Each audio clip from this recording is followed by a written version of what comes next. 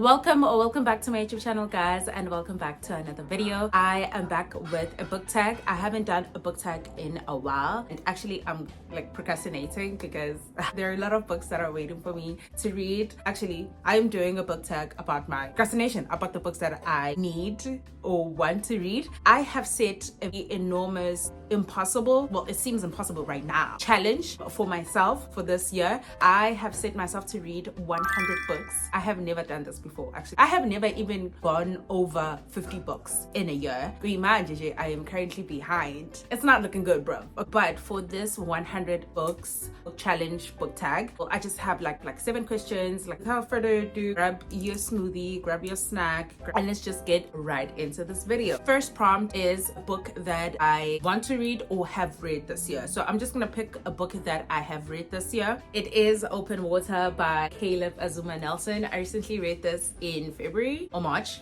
I absolutely loved this book. It was everything I never thought I needed. This book, we are following 2 nameless characters who are black, who are artists living in London. We see them starting out as friends. As time goes on, they develop to be something more. Absolutely loved everything about this book. I also enjoyed the writing here. It was absolutely amazing. It was so poetic. It kind of paid homage to black artists. I loved everything about this book. It comes across as a romance, but I feel like underneath it all, there are so many issues that we can talk about, like being black and racism, being a child of immigrants, being raised in an African household, you know, the cultures, relationships, but not romantic relationships or family, or the relationships that you would have that you would not think too much about. Kind of taught me a lot. And obviously, like, I'm a sucker for beautiful writing, so this is #1 book for the year. The year is still very young. Second prompt is a book that I would love to get through this year. Let me tell you, I have had this book on my TBR for the longest of time, and I recently saw a TikTok of, I forgot his name, but this guy was basically like only reading his physical TBR this year. He's not gonna buy any books, and this book has been on my physical TBR for like 3 years now, guys.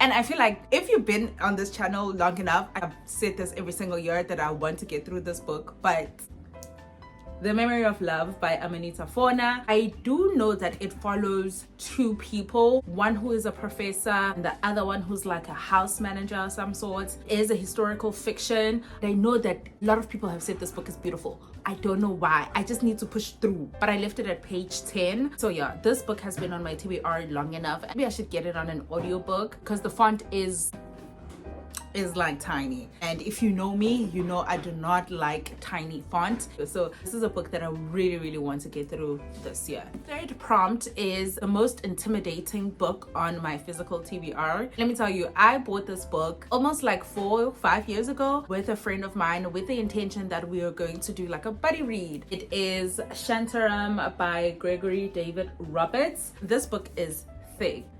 I know we love reading, but is it ever this serious? I read a little life, guys. I shouldn't be phased. This is inspired by true events. I'm not sure if it is like a true story. Let me just read the synopsis for you. In the early 80s, Gregory David Roberts, an armed robber and heroin addict, escaped from an Australian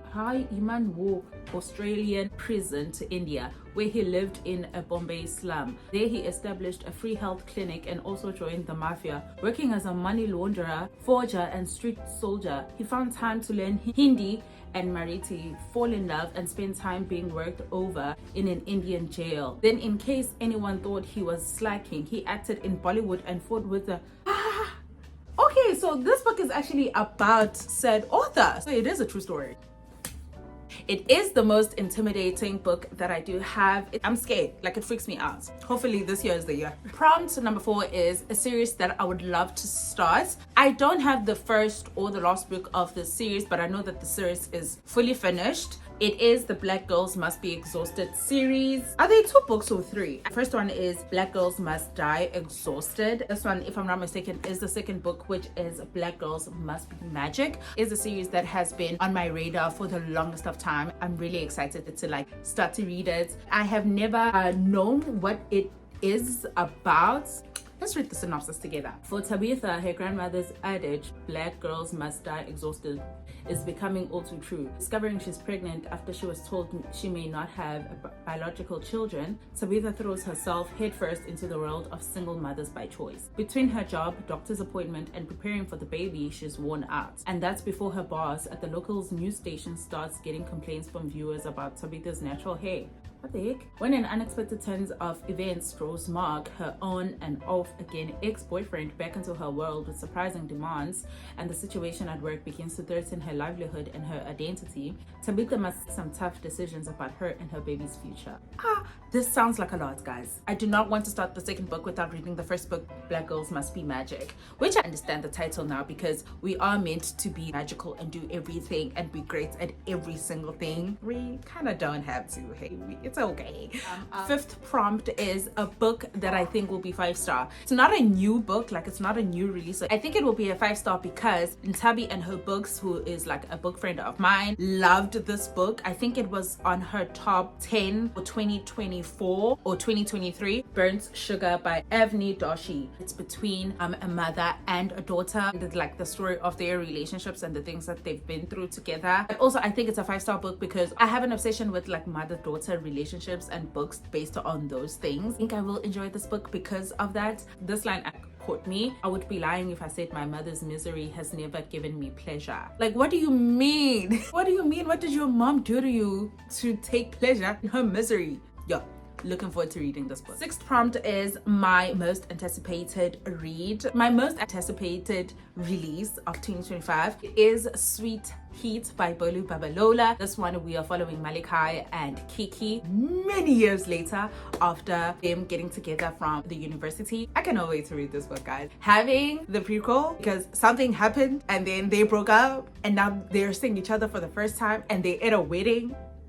I'm gonna eat it up. So I'm really excited about that book. Another one is Great Big Beautiful World by Emily Henry. I'm a big fan of Emily Henry. This one we're following 2 writers and they are in this bidding competition to kind of write for these like important person, but I think it's a princess. I know they're gonna fall in love, but I'm just so excited to read about the environment or where it's gonna be set. I know that I will absolutely want to go there. I'm like waiting for these 2. So last prompt is a book that changed my perspective. Let me tell you, I recently just read this book, Alone with You in the Ether by Olive Blake. This book was such a pleasant surprise. I had high expectations. It was exactly what I was hoping it would be.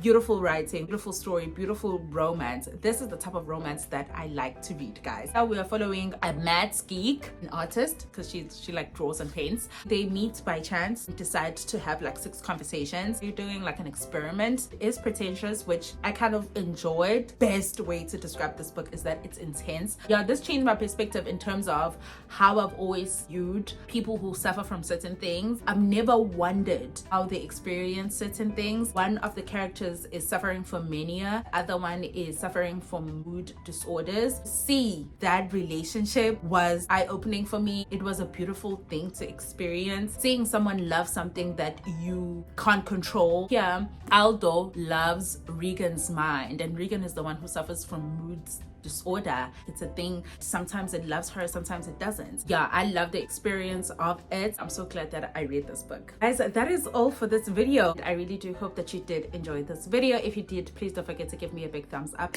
Comment down below if you have read any of these books. Until next time, guys. Mwah. Bye.